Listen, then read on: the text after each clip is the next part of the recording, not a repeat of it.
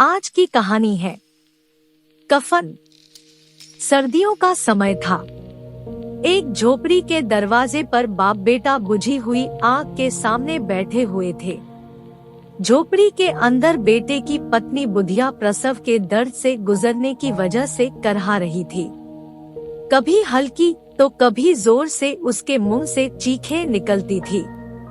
उसके करहाने की आवाज और चीखें सुनकर दोनों बाप बेटे का दिल सहम जाता था।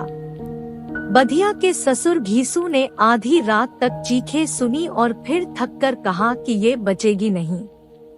घीसू का बेटा और बुधिया के पति माधव ने चिढ़ते हुए जवाब दिया, मरना है तो जल्दी मरे। पिता ने कहा, अपनी पत्नी के लिए ऐसा कह रहा है जिसने अपना रात दिन इसी घर को दिया। तब दुखी आवाज में माधव बोला, मुझसे उसका इस तरह तड़पना और हाथ पांव मारना देखा नहीं जा रहा है। दोनों ही बाप बेटे काम से जी चुराते थे। बाप एक दिन काम करता तो 2 दिनों तक घर में आराम। उसका बेटा माधव तो और भी ज्यादा कामचोर था। 1 घंटे काम करता था और फिर 2 घंटे तक हुक्का पीता रहता। इनकी ऐसी ही हरकत की वजह से कोई इन्हें काम नहीं देता था। ऐसा नहीं था कि गांव में काम की कोई कमी थी, लेकिन घर में जब तक खाने के लाले न पड़ जाएं, तब तक ये काम के लिए घर से निकलते नहीं थे। पूरी झोपड़ी में 4 बर्तन और कुछ फटे हुए कपड़ों के अलावा कुछ भी नहीं था। दौलत के नाम पर यही था इनका। दोनों के सिर पर खूब कर्ज था, लेकिन संतोष इतना कि इन्हें बस एक टाइम थोड़ा खाना मिल जाए, उसके अलावा कुछ नहीं चाहिए था। दुनिया भर के ताने भी सुनते थे, लेकिन इन्हें कोई फर्क नहीं पड़ता था। इनमें इतना संतोष था कि इनके सामने साधु संतों का संतोष भी कम पड़ जाता था। जब बहुत जरूरत पड़ती थी तो बाप पेड़ से कुछ लकड़ियां तोड़ता और उसका बेटा उन्हें बेचकर कुछ पैसा ले आता था। ये पैसा जब तक इनके पास होता, तब तक दोनों में से एक भी काम करने के लिए नहीं जाते थे। अगर कभी घर में खाने को कुछ न होता तो आस पड़ोस के खेतों से कभी आलू ले आते तो कभी गन्ना। आखिर गांव था भी किसानों का ही। किसी न किसी खेत में मौसम के अनुसार कुछ न कुछ मिल ही जाता था। इसी तरह से घीसू ने अपनी जिंदगी के 60 साल काट लिए थे।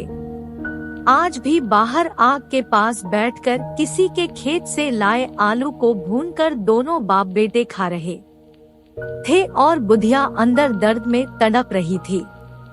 माधव की बुधिया से कुछ साल पहले ही शादी हुई थी।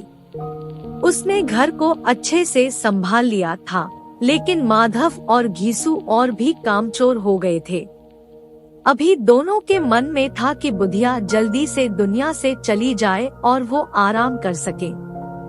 आग में भुना हुआ आलू छीलते हुए घीसू ने अपने बेटे से कहा कि अपनी पत्नी को अंदर देखकर आ जाओ।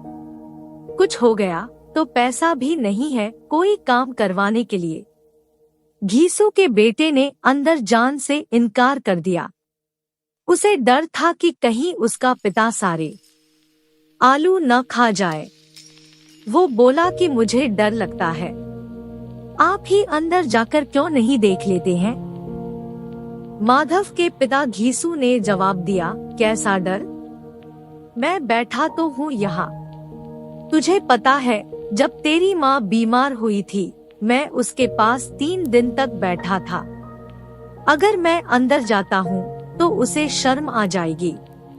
ससुर हूँ उसका, वो कैसे मेरे सामने अपने हाथ पांव पटक पाएगी? जवाब में माधव ने कहा, बच्चा हो गया ते क्या करेंगे? हमारे घर तो कुछ सामान भी नहीं है।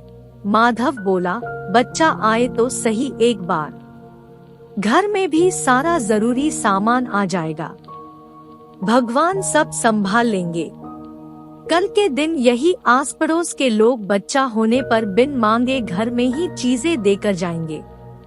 वैसे घीसू के गांव के मेहनती किसानों की भी हालत कुछ अच्छी नहीं थी। सिर्फ वो लोग ही पैसे वाले थे जो किसानों को दबाते या उनका हक मारते थे। घीसू के साथ यही चीज सबसे अच्छी थी कि उसका कोई पैसा नहीं मार सकता था। वो न तो रात दिन मेहनत करके पैसा कमाता था और न ही अपना फायदा किसी को उठाने देता था। कोई काम देने आ भी जाए कभी तो 3-4 गुना ज्यादा मजदूरी की रकम बता देता था। घीसू को इसी बात की तसल्ली थी कि वो दूसरों की तरह रात दिन मेहनत करके भी फटेहाल में नहीं था। वो तो मेहनत करता ही नहीं था और अपनी जिंदगी को मजे से जीता था। उसके साथ के लोग मुखिया या गांव का दूसरा ओहदा हासिल कर चुके थे, लेकिन वो गरीब का गरीब ही था। इस बात के लिए गांव के लोग उसे कोसते थे, पर मजाल है कि घीसू को कुछ देर के लिए भी बुरा लगे। घीसू और माधव को भूख इतनी लगी थी कि वो गर्म-गर्म आलू खाकर अपनी जीभ जला रहे थे। आंखों से आंसू निकल रहे थे, लेकिन पेट की आग बुझाने के लिए वो गर्म-गर्म आलू को निगलकर उसकी आग को पेट तक पहुंचा देते। ज्यादा गर्म आलू खाने की वजह से दोनों की आंखों से पानी निकल रहा था, पर भूख तेज थी, इसलिए दोनों में से कोई रुका नहीं। आलू खाते हुए ही घीसू को 20 साल पहले निकली ठाकुर की बारात में मिली दावत याद आ गई। उस दावत में जिस तरह से पेट भरकर घी में तली हुई पुड़िया, कचौड़ियाँ और दूसरे व्यंजन खाने को मिली थी, वैसे दोबारा कभी नहीं मिला। यह सब सोचकर घीसू मुस्कुराया। तब तक आग में भुने हुए आलू खत्म हो चुके थे। अब घीसू और उसके बेटे ने हाथ धोया और दोनों सो गए। उधर बुधिया अभी भी दर्द से करहा ही रही थी।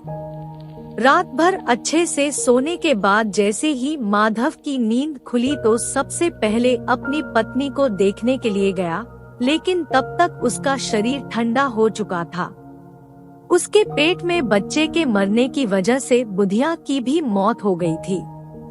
माधव भागते हुए अपने पिता के पास गया और उसे बुधिया का हाल सुनाया।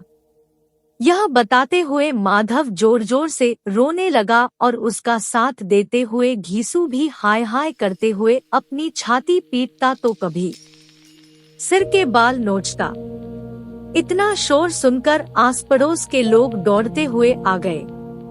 सबने बुधिया की मौत पर शोक जताया और चले गए। अब माधव और घीसू रोने पर ज्यादा वक्त बर्बाद नहीं कर सकते थे, क्योंकि उन्हें कफन और लकड़ी का इंतजाम करना था। घर में तो इतने पैसे थे नहीं कि इन्हें खरीदा जा सके। पूरा घर टटोलने पर भी दोनों को एक पैसा नहीं मिला।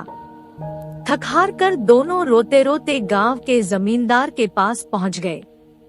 जमींदार को दोनों कामचोरी की वजह से बिल्कुल पसंद नहीं थे, लेकिन वो दयावान था। उसने सोचा कि अभी गुस्सा दिखाने का समय नहीं है, इसलिए जल्दी से जेब से 2 रुपए निकालकर उन्हें दे दिए। अब जमींदार ने पैसे दिए हैं, यह सुनकर गांव के बड़े बड़े लोग भी मदद करने से मना नहीं कर पाए। सबने घीसू को कुछ न कुछ दे दिया। घंटे भर में घीसू के पास 5 रुपए, अनाज, लकड़ी व अन्य जरूरी सामान जमा हो गया था। बस अब जरूरत थी तो कफन की। दोपहर का समय था। दोनों बाप बेटे कफन खरीदने के लिए 5 रुपए लेकर बाजार चले गए। घीसू ने बाजार पहुंचकर कहा, लकड़ी तो मिल गई है, तो अब एक हल्का सा कफन खरीद लेते हैं।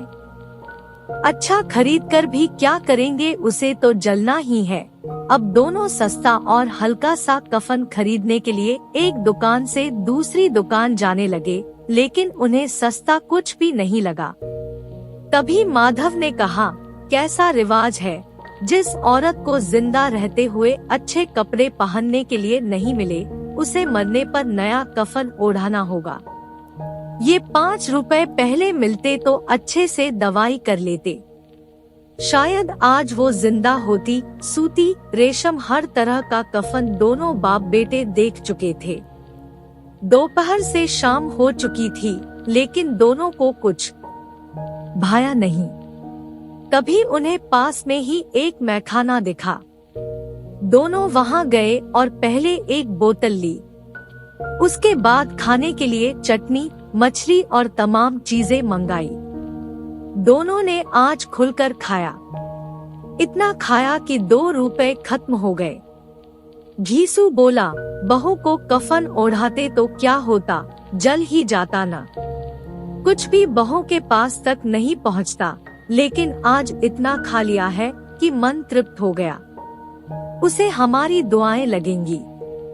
बड़े लोगों के पास खूब पैसा हो तो वो नए कफन में फूंकते हैं। बेटे ने पूछा, जब लोग सवाल करेंगे कि कफन कहाँ है तो क्या कहोगे उन्हें? घीसू ने हंसते हुए कहा, उन्हें कहेंगे पैसे कहीं गिर गए और खूब ढूंढने पर भी नहीं मिले। भले ही लोगों को विश्वास न हो, लेकिन कफन वो खुद ही ले आएंगे या रुपए देंगे। अपने पिता की इस बात पर माधव भी जोर जोर से हंसने लगा और फिर बोला कि बहुत अच्छी थी बुधिया, जाते जाते हमें खूब खिला गई। उसे स्वर्ग में ही जगह मिलेगी। अब बचे हुए पैसों से घीसू ने और पूरियां मंगवाई और साथ में अचार भी। मजे से दोनों पूरियां खा रहे थे। खाते खाते घीसू ने कहा कि हमारी आत्मा खुश हो रही है तो उसे पुण्य तो मिलेगा ही। माधव ने भी सिर हिलाते हुए हाँ कहा। कुछ देर सोचकर माधव बोला कि ऐसा भोजन कभी नहीं मिला था हमें। उसे स्वर्ग में जगह तो मिलेगी ही। आखिर उसी की वजह से हम ये सब खा पा रहे हैं।